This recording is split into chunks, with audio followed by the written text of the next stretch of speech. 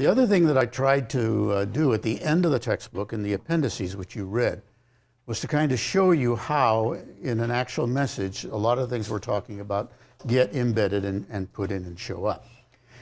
So in addition to having you read that and spot it, what I'd like to do now is to play a tape and orally have you hear a message come out. And as it's coming out, I will flag and point to and identify what the things are. You also read about how movement can be an aid to clarity. And so I will try to capture what I think may have been some of the movement that will also help with the clarity.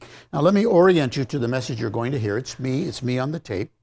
The message was given to a seminary audience, so if you hear response or laughter, that's the audience that's responding to it, which will also explain some of the applications and contemporary connections I was trying to make to that stage of life too. Now the message is a topical message. You are being asked to take a single passage and just unfold that passage. Next semester, if you come into the next course, next semester, whenever, the first message we will ask you to do is a topical message, and that's what this is. This is a topical message. What that means is I have picked a biblical topic, and then I have looked at the scriptures to find different places where there is some assertion made about that topic. Okay? So a topical message, by definition, draws its truth from more than one passage, and as you pull in a passage, you are pulling in different truths about that passage. I'm not trying to find 4 verses or 4 passages which say one truth. I'm trying to find different passages which add to the topic. Okay? And so that's a topical message. And I'll show you in a minute what this is. This particular topic is on one of the attributes of God. Okay? It's the attribute of omniscience. God knows everything. Okay? And my goal is to take about half the message and try to flesh out the doctrine in a way that is meaningful. What does it mean when we say that God knows everything? Okay? And then after having done that, the next part of the goal is, so what does that mean to me? If God knows everything, how does that show up in my life? How is that valuable to me in my spiritual experience? And so that's the second part of the message. Okay? And so the outline will fall into those 2 parts.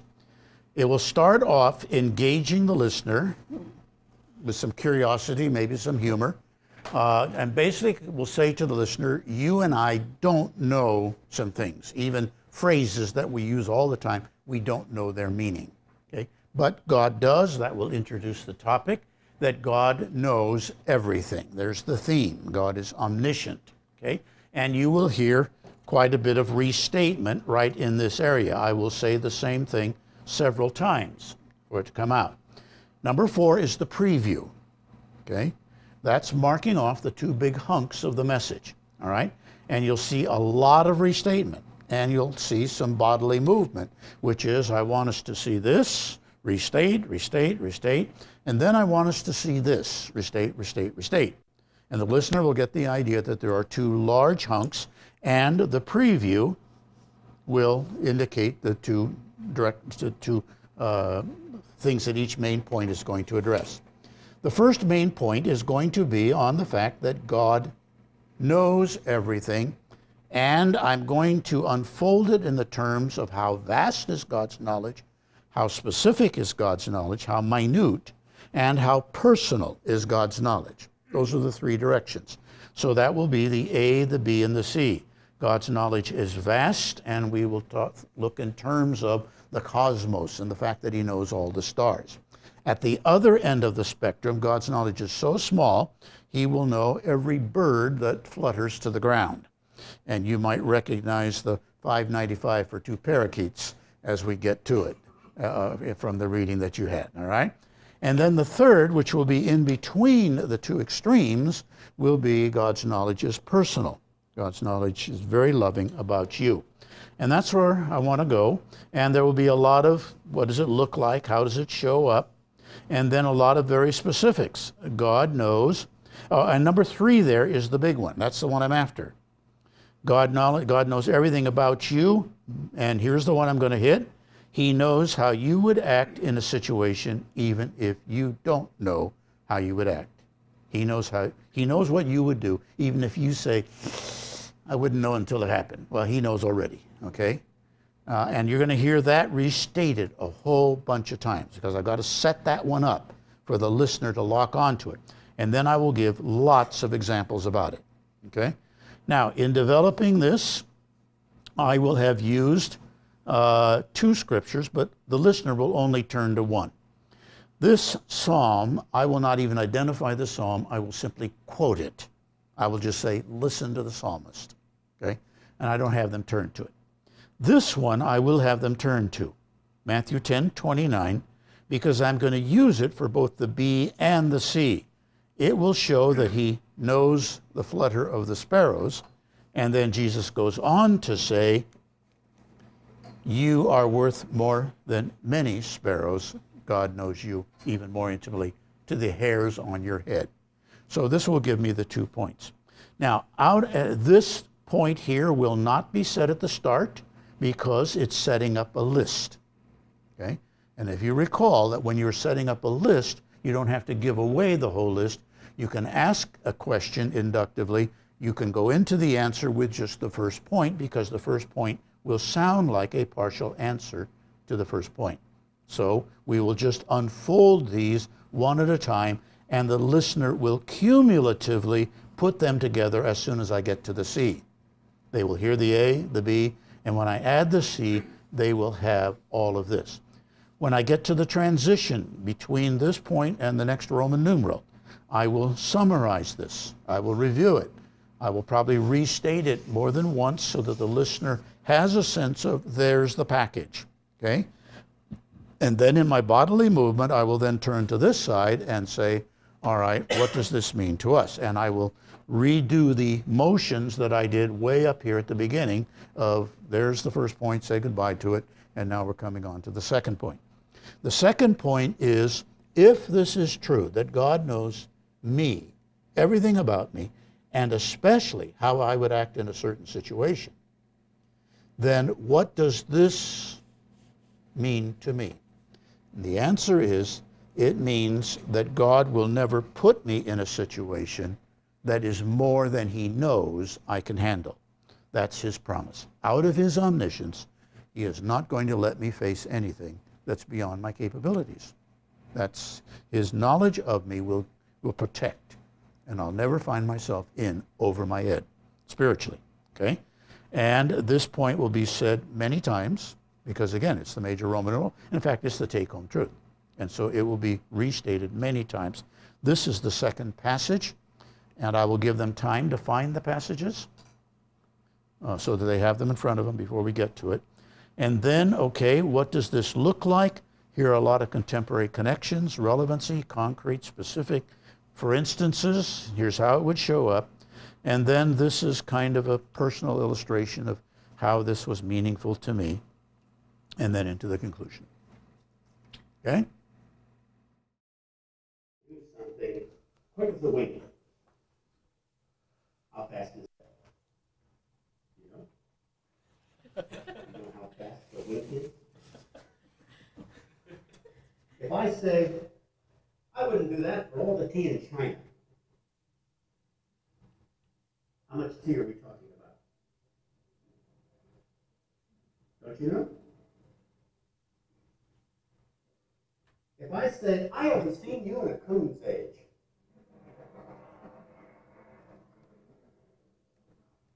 How long has it been since we've seen each other? Don't you know? If I complain that one of my kids is moving at a snail's pace, how fast is he going?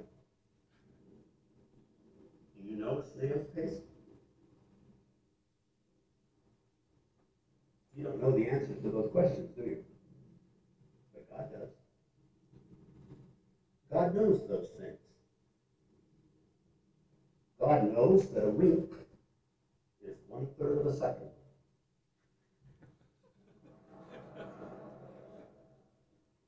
Want to say it again? How much tea is there in China? According to a recent estimate, about 370,000 tons. What's a coon's age? 13 years. How fast is a snail take? 10 feet an hour.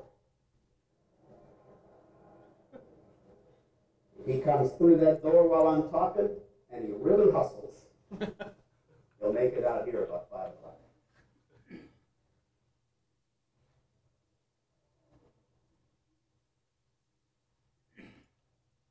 God knew those things.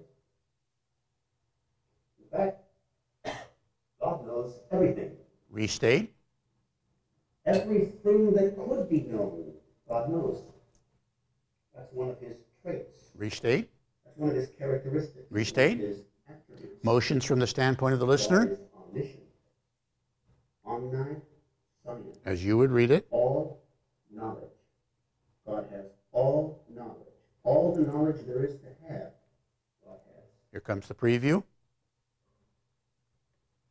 This morning, I would like to focus on how vast is God's knowledge. Restate.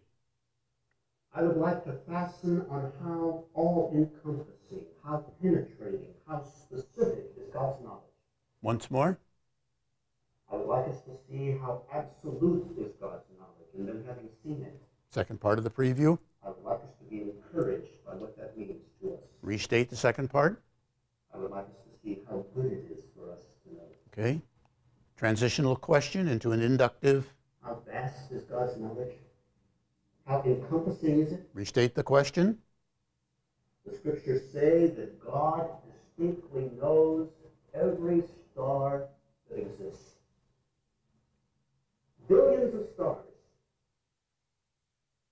God knows their unique characteristics, each one, and he has given every one of them a name. Billions of names.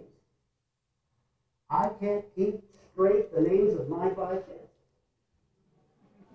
Sarah, Mary, whatever your name is, stop it!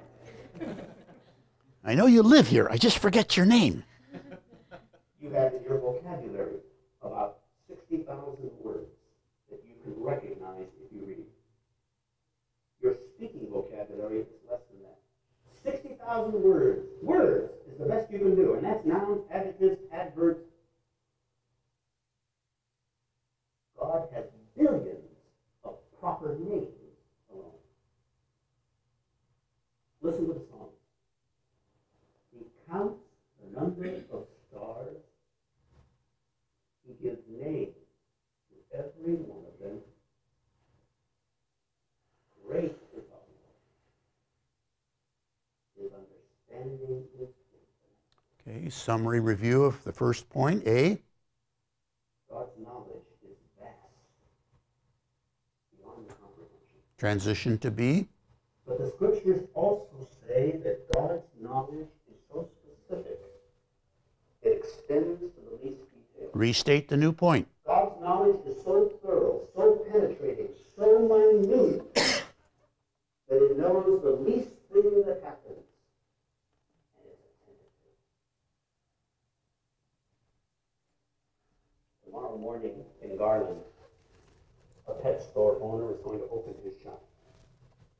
He's going to take 2 parakeets and put them in a cage and put a sign on the cage, sale, $5.95. About noon, a lady is going to drive into the pet store, wanting to get a present for her grandchildren. And because her son-in-law will not permit cats or dogs in the house, she will settle on the parakeets. She will write a check, take the cage out, put it in her car, in the back seat, and she will drive off. 3 blocks later, a car will suddenly pull out from a curb in front of her, and she will brake quickly to avoid hitting it. And the cage in the back will tumble to the floor of the car amid a fluttering of and God in his heaven will know that it happened and be attentive to it. That's what the scripture tells us in Matthew 10. Would you turn there? Matthew 10. Give them time to find it. Repeat the reference. Wait until they've all had a chance to find it. Matthew 10:29.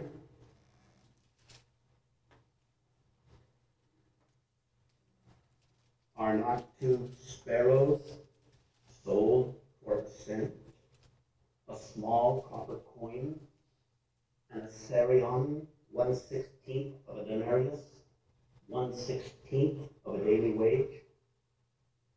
Are not 2 parakeets sold for $5.95? And yet not one of them falls to the ground apart from your Father. God will know. Summarize A and B. God knows everything. God knows the name of every star.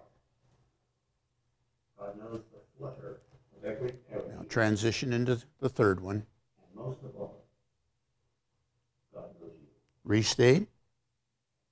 God knows everything about you. Restate the whole transition. God's knowledge is vast. God's knowledge is specific. But most of all, God's knowledge is personal. God knows you inside out. What would that look like? What way does that happen? God knows why you chose to wear what you're wearing this morning. Maybe it was the only clean thing in the closet. Maybe it's the only thing that fits.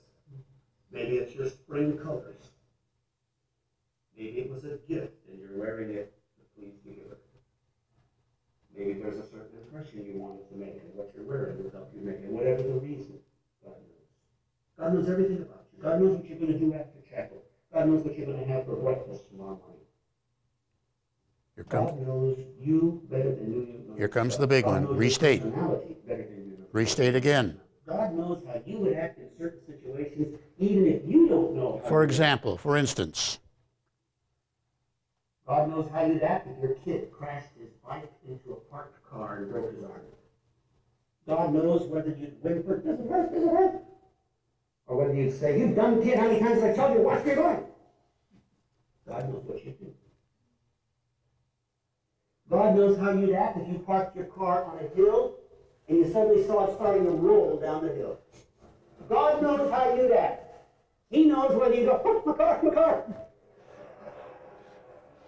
Or whether you'd be crazy enough to run and try and open the door and jump in a moving car. He knows how you act. God knows how you'd act if he gave you another child right now. God knows how you'd act if you won the publisher's sweepstakes and Ed McMahon announced your name on television. Be pretty good. He's dead now, but... God knows how you'd act if he put you in a position or a responsibility at work. God knows everything. There isn't anything about you that God doesn't know. Isn't that not what the scripture goes on to say? Verse 30. If God knows the flutter of a parakeet, surely he knows everything about you. The very hairs of your head are all numbered. You're of more value than many sparrows. If God knows the names of stars and the tumbling of sparrows, and God knows everything about you, God is so attentive to you. God looks on you so attentively that God can tell you right now how many hairs are in your head. He keeps a running count. And this morning he subtracted a few. Summarize. ABC. Roman number 1. This is our God's knowledge. Vast, specific, personal. Transition to Roman 2. And out of this knowledge, the scriptures would give us a very comforting thought. Restate the transition. Out of this omniscience, this all-encompassing, this detailed, this loving omniscience, there comes a promise of God to you. Roman number 2. Take home truth. God, who knows you so well, will not put you in any situation that is more than you can handle. Restate it. God, who knows everything about you, will never allow you to experience anything that is more than you can handle. Once again. God's promise to you is this: He will only bring into your life what He knows you are capable of. Would you turn to 1 Corinthians 10, verse 13, to see this good promise? 1 Corinthians 10, verse 13. Give the reference more than one, allow time to find it, and then before you read it, say what's in it. Give a mini synopsis so they will know what they're looking for in the verse. My friend, God's promise to you is He will not permit you to face anything. Mini synopsis. Beyond what He knows you can manage.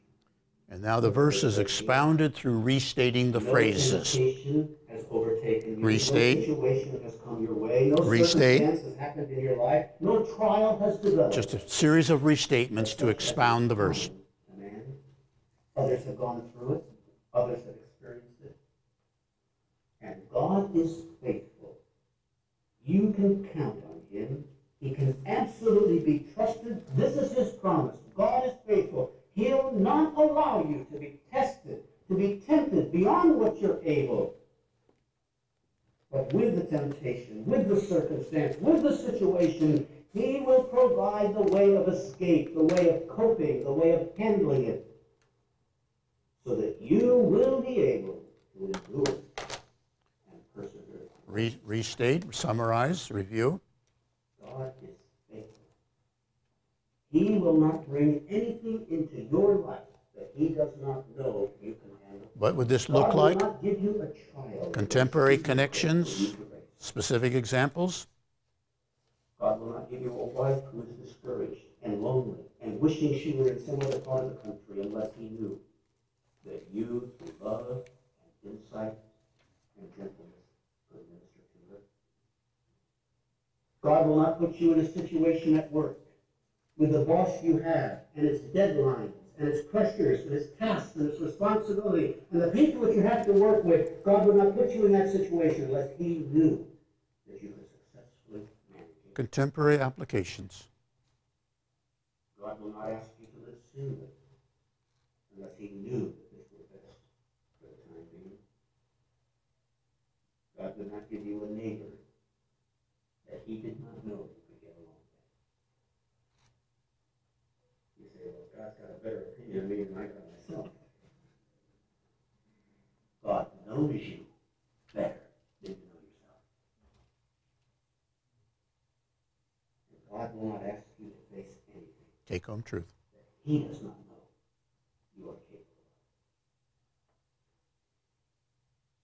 of. I remember when this hit me with the greatest force, that God would only allow me to face those things that He knew I could successfully and seamlessly move through.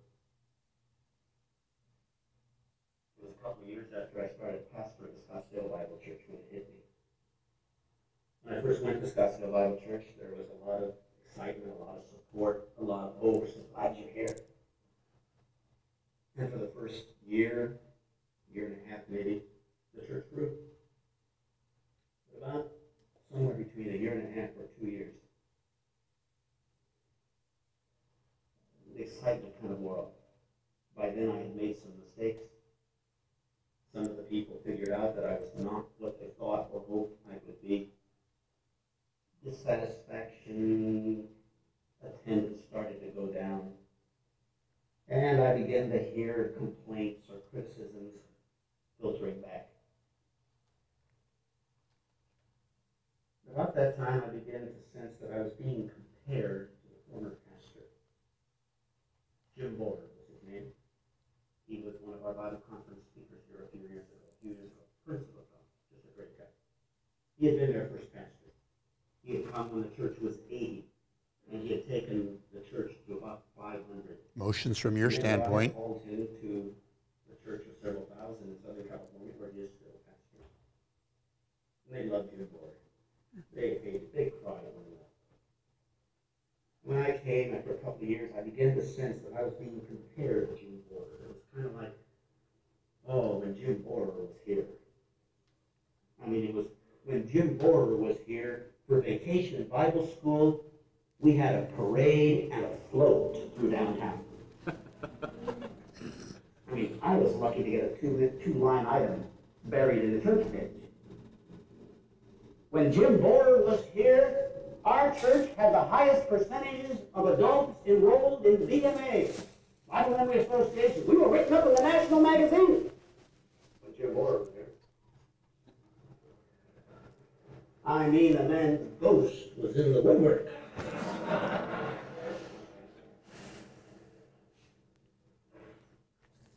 One day I was walking down the hall and I went by the room where the library, church library was, which was also where we housed our tape, and I saw one of the leading executives of the church. I said, "Hey, Bob, what are you doing?" "Oh, I'm checking out some of Jim Borer's tapes of Romans." Oh, okay, good. I wonder if anybody ever checks out my tapes. About that time, I was feeling intimidated and inadequate. We had at that time on our staff an intern, a seminary student who had taken about 9 months off from seminary to come and spend an extended internship with us. His name was Greg Bowers. Scottsdale was Greg's home church. He had grown up in it. So he knew the people before I knew them. He heard things I didn't hear. And one day as we were sitting around at staff meeting, Greg turned to me and said, "Hey, Don, I hear that some of the people are talking about inviting Jim Borer to come back to Scottsdale and start up another church. And I was wondering how you would respond to that."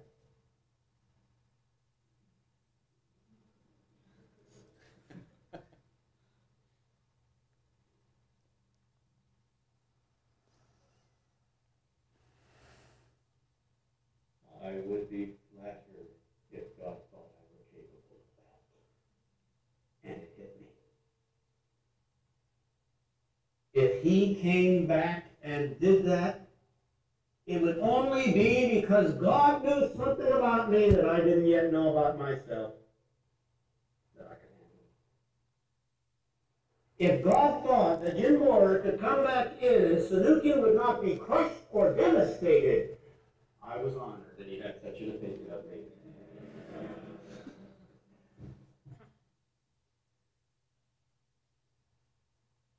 Jim Borer didn't come back. God knew I couldn't handle it.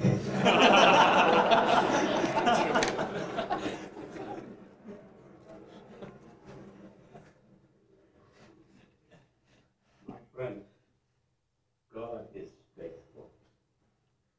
God will not put you in a situation that is more than you can handle. God, who knows you, will not give you a schedule of studies and work and family that is more than you can manage. He won't do it. He is not that kind of a God. God will not give you too much to do and too little time to do it.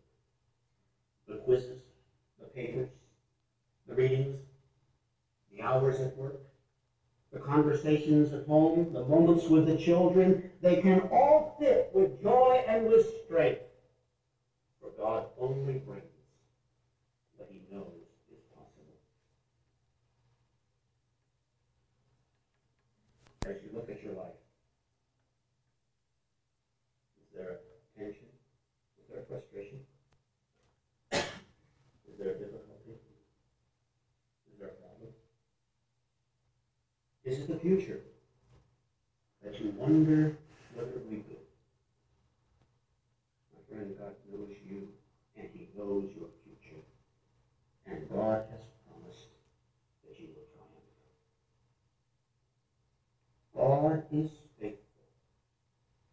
In his omniscience, which is without error, he only brings what he knows you can handle.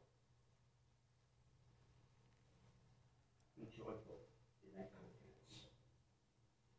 Be looking for God's victory. Our God is good. Let's pray. Okay. questions, observations, seeing how restatement, inductive developments, giving them time to find it, transitions, restated, contemporary connections, just all kind of very underneath helps a message to be tracked clearly.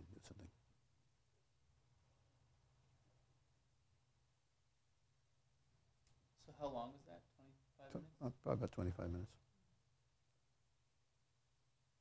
It just feels like time will go by quickly because you are repeating yourself, you're pausing, all that stuff. Time will go by quickly. Like it will go by faster than we expect. Yes, We're yes, allowing for yes, pausing, we're allowing to. yes. There's 15 minutes is awfully fast. And you need in your manuscripting to build in, you need to write in the restatements so that as you rehearse it, you actually end up saying something 2 or 3 times and you get a sense of that using up seconds in it too. And then also allowing time for the listener to turn to the passage. And then just generally, you talk slower when you have an audience than when you're practicing in front of a mirror. So kind of shoot for somewhere between 13 and a half and 14 minutes and you'll be comfortable. You'll be well within your 15-minute allowance. We'll talk some more a little bit later about what to anticipate for next week. What if we have perfect form, perfect presentation, terrible theology? Of the 4 things that we're after, we'll talk about this too. We'll talk about this. You don't want to do that. No, I would assume that would be discouraged. I'm just throwing it out there. Okay, we're looking for 4 things in the message. The very first thing we're looking for that we said at the very start of the class, you must be true to the text. Okay, it cannot be a first-rate sermon if you're not. Okay, just like it cannot be a first-rate sermon if we can't track with you, or if you're not interesting and we're bored, or you make no connections to our life. Okay, so all of those are necessary for it to be really good. And in fact, they're generally, I kind of weigh them about equally.